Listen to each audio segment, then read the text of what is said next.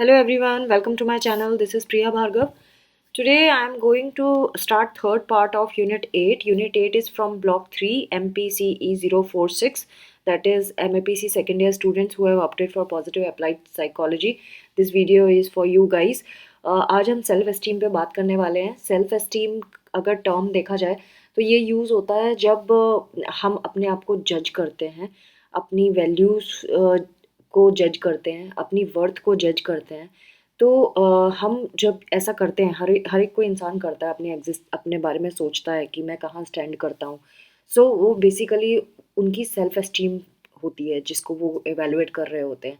सो कुछ लोगों की हाई सेल्फ एस्टीम होती है, कुछ लोगों की लो सेल्फ एस्टीम होती है, डिपेंडिंग अपॉन उन्होंने अपने आप को कैसे किस लेवल तक की वैल्यू दी हुई है, कैसे इवेलुएट किया हुआ है. सो सेल्फ एस्टीम जो है वो पर्सनल साइकोलॉजिकल कैरेक्टरिस्टिक होती है कि आप किस तरह से खुद को जज कर रहे हैं. इंसान खुद को तो जज करता है, साथ में कुछ और फैक्टर्स भी होते हैं जिसकी वजह से हम अपने बारे में कुछ सोचने लग जाते हैं या हम अपने बारे में वैसी अपनी अपनी वैल्यू बना लेते हैं.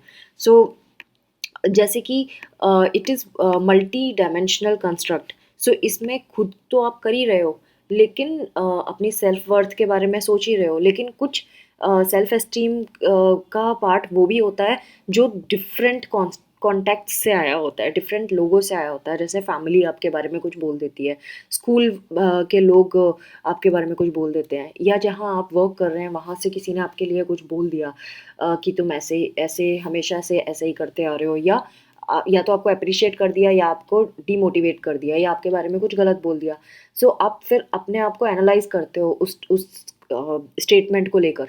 जब आपको ये लगता है कि हाँ मैंने ऐसा ही किया है, तो वो आपकी सेल्फ एस्टीम के ऊपर बात आ जाती है. तो वहाँ से आप अपने आप को या तो लो महसूस करने लगते हो या हाई, डिपेंडिंग अपॉन आपको स्टेटमेंट किया गया था and how much you agreed upon, है ना. तो सेल्फ एस्टीम जो होता है वो सेल्फ कॉन्फिडेंस से ज़रूर डिफरेंट है, तो हम इन दोनों को अलग ही रखेंगे.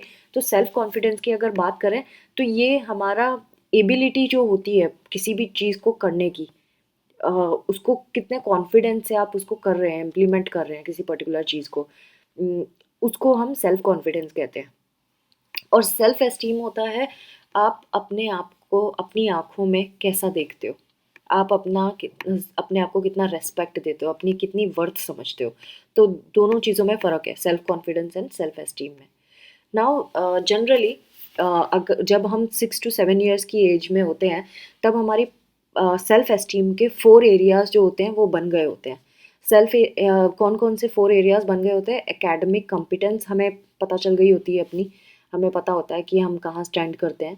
सोशल कॉम्पिटेंस के में भी हमें पता चल गया होता है कि हम कहाँ कैसे रहेंगे. And then athletic competence and physical appearance.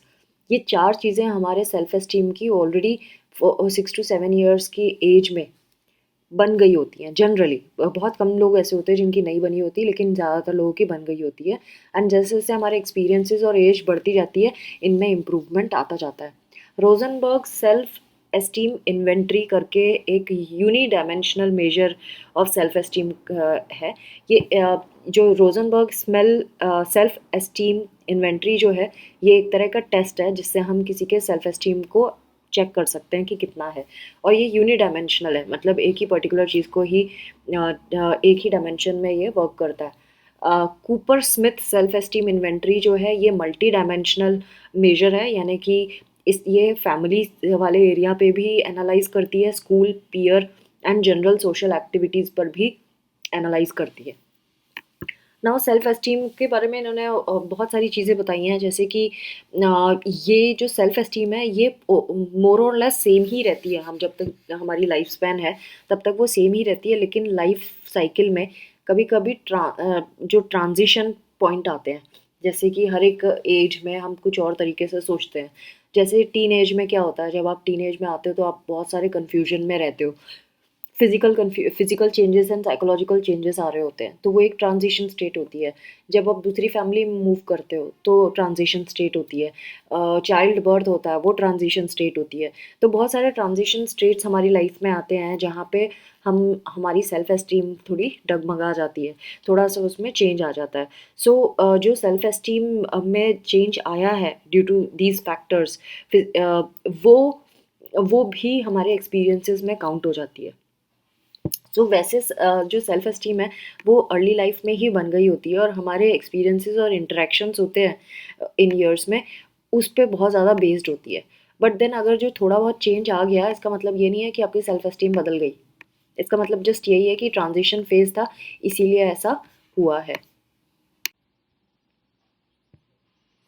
Now self esteem में फिर फर्दर इन्होंने एक एकेडमिक सेल्फ एस्टीम के बारे में बात की है। जैसे मैंने आपको ऊपर बताया था कि 4 सेल्फ एस्टीम के पार्ट ऐसे हैं जो ऑलरेडी 6 to 7 ईयर्स की एज में हो गए होते हैं। उनमें से एक है हाई, जब एकेडमिक सेल्फ एस्टीम का इन्होंने एग्जाम्पल देके हमें बताया है कि हाई एकेडमिक सेल्फ एस्टीम का मतलब होता है कि जो बच्चे अच्छा पढ़ने में होते हैं, सो उनको सब पसंद करते हैं, तो उसका सेल्फ एकेडमिक सेल्फ एस्टीम कैसा होगा, बढ़ जाएगा। और जो कमज़ोर है पढ़ने में, उनका एकेडमिक सेल्फ एस्टीम कैसे होगा, लो हो जाएगा। सो जिनका लो सेल्फ एस्टीम हो गया होता है, फिर वो उनमें high level of anxiety, depression और एंटी सोशल बिहेवियर देखने के लिए मिलता है। वो छुपने की कोशिश करते हैं, ज़्यादा इंटरेक्शन नहीं करते हैं, उनको अपने में कमी नज़र आती है। सो वो फ्रस्ट्रेशन जो अंदर बिल्डअप हो रही होती है, वो एंजाइटी, डिप्रेशन और एंटी सोशल बिहेवियर में एक्सप्रेस होना शुरू हो जाती है। जिनका हाई सेल्फ एस्टीम होता है, वो ईज़िली सोशल एडजस्टमेंट कर पाते हैं, और उनका जो क्वालिटी ऑफ लाइफ है और साइकोलॉजिकल वेलबींग है, दोनों ही बढ़िया रहता है। आगे जाके वो अच्छा हैंडल कर लेते हैं अपनी लाइफ को। सो ये बहुत इम्पॉर्टेंट है कि जो फैमिली मेंबर्स हैं, पेरेंट्स हैं, स्कूल है, उनको warm and positive environment create करना चाहिए बच्चों के लिए, सो दैट बच्चे का सेल्फ एस्टीम जो है वो हमेशा हाई रहे। वो उसका जो सेल्फ एस्टीम है जिस तरह से डेवलप हो, वो हायर साइड में हो instead of lower side. Basically healthy self esteem I will call, healthy self esteem होना चाहिए। उसके लिए क्या कर सकते हैं? उसके लिए ये कर सकते हैं कि बच्चे को महसूस होना चाहिए कि आप उसके अचीवमेंट्स को एक्नॉलेज कर रहे हैं, आप उसको एक्सेप्टेंस की फीलिंग दिला रहे हैं, वो एक्सेप्टेड फील करे, वो वांटेड फील करे, वो वैल्यूड फील करे। सो ये सारी चीज़ें बच्चे को महसूस होना चाहिए, एंड बच्चे को अलाउ करना चाहिए कि वो डिसीजन ले सके। आप बीच में टोक टुकाई नहीं करना चाहिए हर बात पे। अगर ऐसा करते हैं तो बच्चे का सेल्फ एस्टीम जो है वो बहुत लो हो जाता है। So healthy self esteem is more important than high self esteem, and healthy self esteem is more realistic and functional. So high self esteem जो होता है वो रियलिटी से रिलेटेड होता है, कि बच्चा जैसा भी है उसको समझाना कि आप यूनिक हो, एंड आप इस अपनी आइडेंटिटी को ही डेवलप करो, इसी पे ही वर्क करो, एंड उसको अप्रिशिएट करना है, उसको डीमोटिवेट नहीं करना है। तो ये हेल्दी सेल्फ एस्टीम आएगा उसके अंदर, कि वो अपने आप को कंपेयर नहीं करेगा।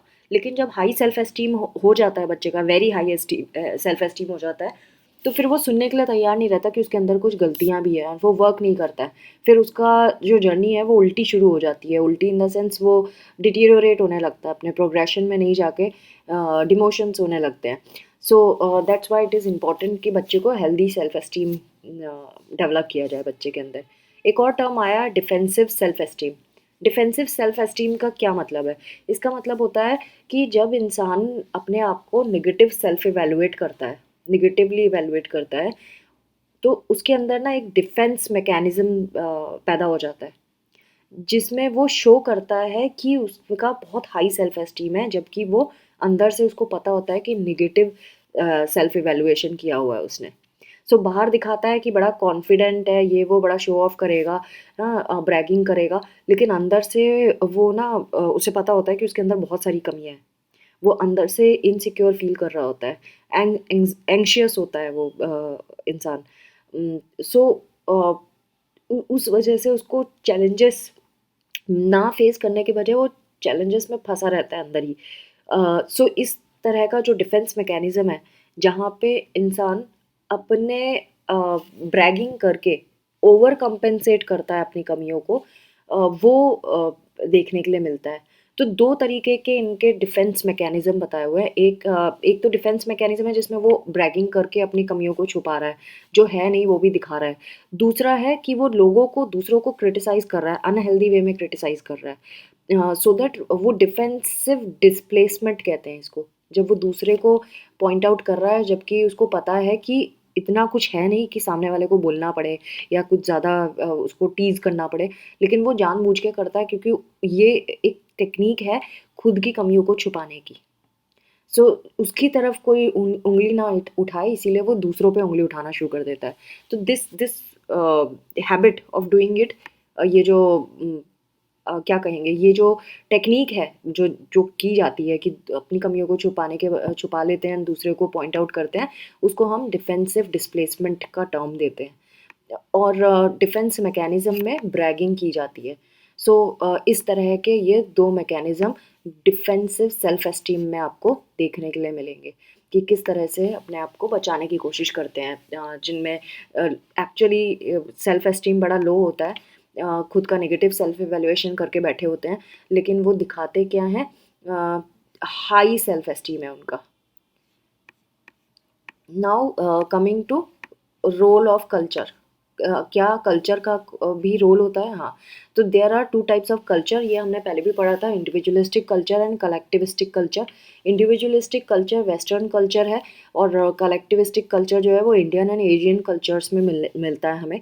इंडिविजुअलिस्टिक कल्चर में जो लोग होते हैं वो बाउंड्रीज, एक फिक्स्ड बाउंड्रीज सेट करते हैं जिसमें वो अपने खुद के डिसीजंस लेते हैं और जो उन्होंने डिसीजन लिया है उसी को ही फॉलो करते हैं। उनको किसी का इंटरफेरेंस पसंद नहीं होता and they are not attached with group और family members that much. So एक इस लेवल पे चलते हैं और वो डिस्टेंस भी बना के रखते हैं अपने फैमिली एंड ग्रुप से, दूसरे ग्रुप से। जबकि कलेक्टिविस्टिक जो कल्चर होता है, जैसे इंडियंस में देखा जाता है कि वो जो भी डिसीजन लेते हैं उसमें वो अपने फैमिली मेम्बर्स एंड बाकी ग्रुप मेम्बर्स से भी डिस्कशन करते हैं, उनको बताते हैं कि उनका क्या है। तो उनका जो बाउंड्री होती है वो फ्लैक्सीबल होती है, it is not fixed. But western culture में आपको वो फिक्स्ड मिलेगी। तो जो कल्चर होता है ये बहुत क्रिटिकल रोल प्ले करता है हमारे self esteem and self concept को डेवलप करने के लिए। सो जो सेल्फ है इंडियन कल्चर में अगर आप देखें तो हम अपनी फैमिली को साथ में लेके चलते हैं। तो हमारे बीच में कोई ऐसी, जैसे मैंने बताया, कोई फिक्स्ड बाउंड्री नहीं सेट करते हम। हमारी बहुत फ्लेक्सिबल बाउंड्री होती है जहाँ हम अलाउ करते हैं दूसरों को का इंटरफेरेंस, दूसरों का एडवाइस, ये सब हम ले लेते हैं। एंड जब भी कोई डिसीजन लेना है तो पक्का सबको बता देते हैं। लेकिन जो वेस्टर्न कल्चर है वहाँ पे ऐसा नहीं होता है। वहाँ पे अपना डिसीजन ही ज़्यादा इम्पोर्टेंट होता है। इंडिविजुअल अपने लेवल पे डिसीजन लेता है, उसको किसी और की गाइडेंस या किसी और का इंटरफेरेंस पसंद नहीं होता। सो इसमें इन्होंने यही बताया कि दो तरह के कल्चर हैं, कल्चर टू कल्चर वेरी करता है, उसी कल्चर के अकॉर्डिंगली उनकी सेल्फ एस्टीम का भी काम होता है। Now coming to increasing your self esteem, some tips. आपको अपनी सेल्फ एस्टीम इंक्रीज करना है तो ये कुछ टिप्स हैं जो हम फॉलो कर सकते हैं। Number 1, learn new skills in areas of academic, cognitive, social and work related. आपको हमेशा अपनी स्किल्स डेवलप करते रहना है हर एक ग्राउंड्स पे, चाहे वो एकेडमिक हो, चाहे कॉग्निटिव हो, चाहे सोशल हो, चाहे काम से रिलेटेड हो, अपनी स्किल्स को डेवलप करते रहना है। दूसरा, go beyond your comfort zone. अपने कंफर्ट जोन से हमेशा बाहर निकलो, जहाँ ग्रोथ जोन की तरफ जाओ कि आप जहाँ पे कंफर्टेबल आपको लग रहा है हाँ ये बड़ा आराम का है, बट थोड़ा सा एक स्टेप आगे निकल के देखो, उससे आप और आपका सेल्फ एस्टीम बढ़ेगा। खतरा नहीं लेना है लेकिन कंफर्ट जोन से थोड़ा सा बाहर निकलना है, अपनी एक एक स्किल को बढ़ाते जाना है। Question your self limiting believes, challenge your thoughts. आपके आपके कौन से ऐसे बिलीव्स या थॉट्स हैं जो आपको लगता है कि आपकी प्रोग्रेस में रुकावट है, या आपका सेल्फ एस्टीम लो हो जाता है बिकॉज आप ये ऐसी चीज़ें फॉलो करते हैं जिसका ना सर होता है ना पाँव होता है। तो आपको उनको चैलेंज करना पड़ेगा। आप जिस तरह से सोचते हैं, क्या आपका सोचने का तरीका सही है? और अगर आपको लगता है कि नहीं, बाकी लोग ऐसा नहीं सोचते, मैं अकेला या अकेली ऐसा सोचती हूँ, तो फिर आपको उसको चैलेंज करना होगा और उसको चेंज करना पड़ेगा। Then focus on your strength. आपकी जो स्ट्रेंथ है उसको आप लिस्ट डाउन कर सकते हो एंड देन एक एक करके अपनी स्ट्रेंथ्स को और स्ट्रॉन्ग कर सकते हैं, उस पर वर्क कर सकते हैं एंड उन स्ट्रेंथ्स के बेसिस पे आप अपने स्किल्स को डेवलप कर सकते हैं। Engage in affirmative talk, tell yourself positive and kinder words. अपने आप को पॉजिटिव एंड काइंड वर्ड से एड्रेस करें, अपने अपने आप को बार बार जो दोष ना दें, पॉइंट आउट ना करें अपनी कमियों को। है ना। And visualise things in a positive way, हर एक चीज़ को पॉजिटिव वे में ही देखने की कोशिश करें।